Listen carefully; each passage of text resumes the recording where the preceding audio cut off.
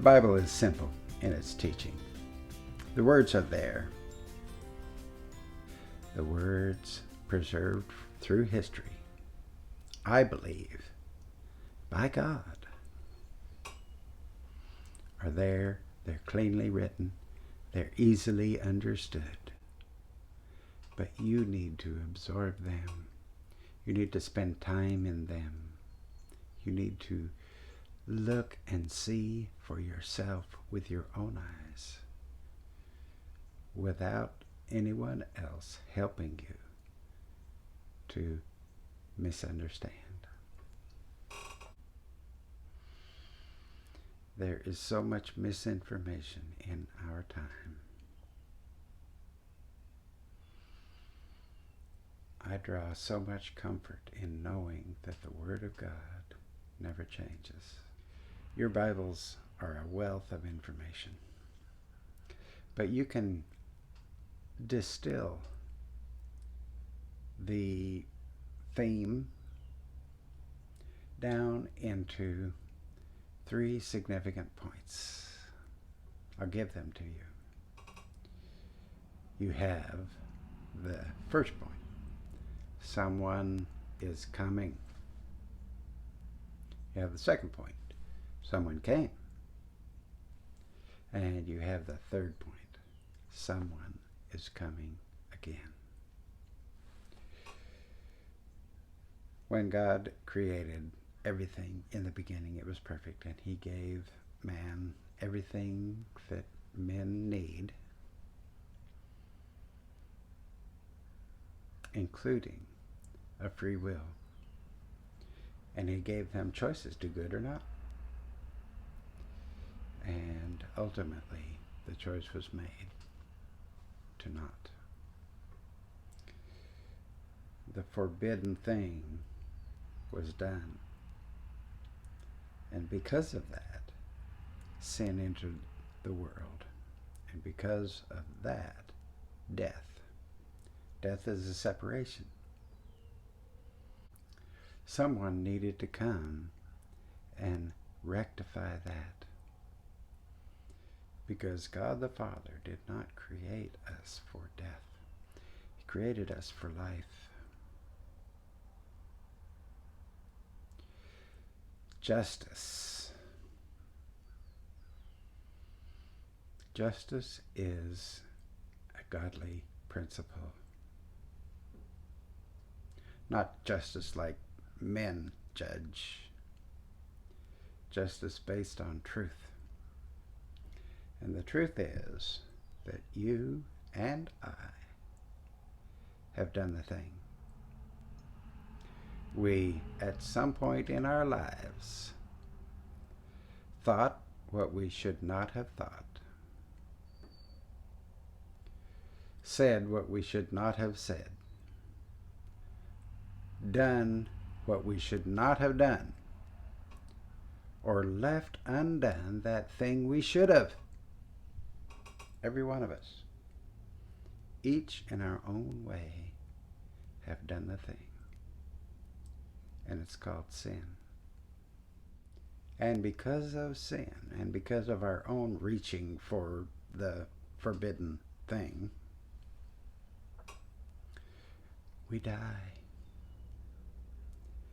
It's the judgment that is on all of us. It's the curse. Justice requires that.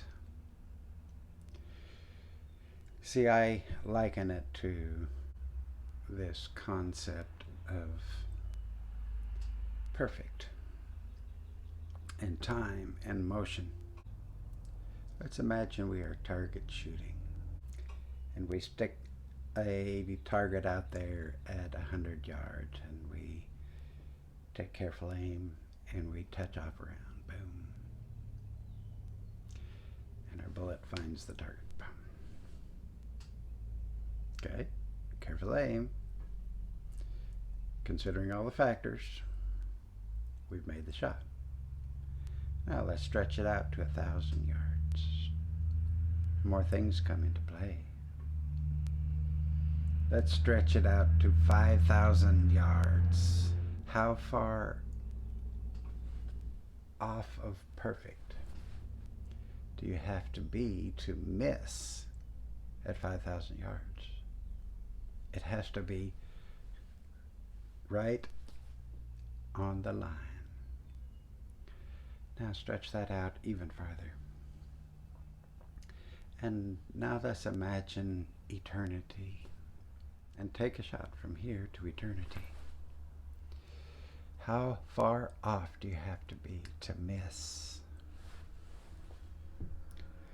You see, God is understanding of eternity. He knows what it takes to exist forever. And sin destroys forever. Sin will not enter into the kingdom of God. A lie, selfishness. So justice required a reconciliation.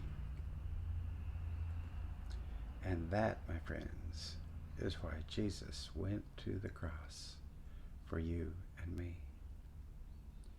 For God so loved the world that he gave his only begotten Son. That one, yeah. Because God knew we needed a redeemer. There's a word. Misused, misunderstood, misquoted. We need a fixer.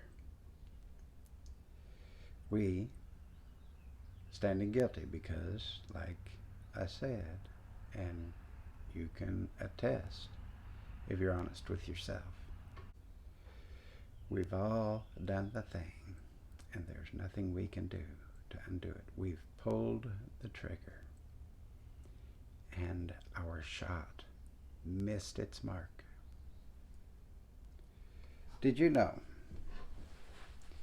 that the word sin that we understand in our language has an origin?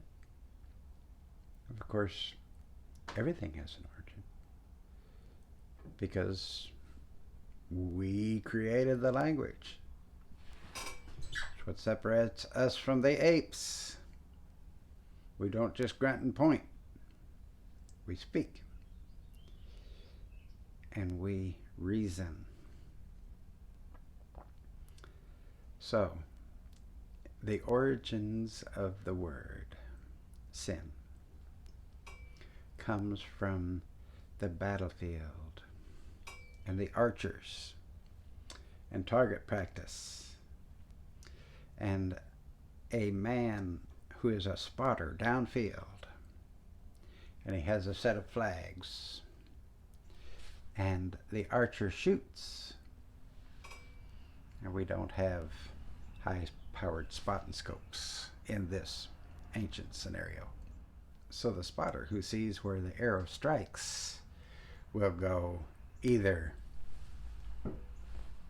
hit or sin, right?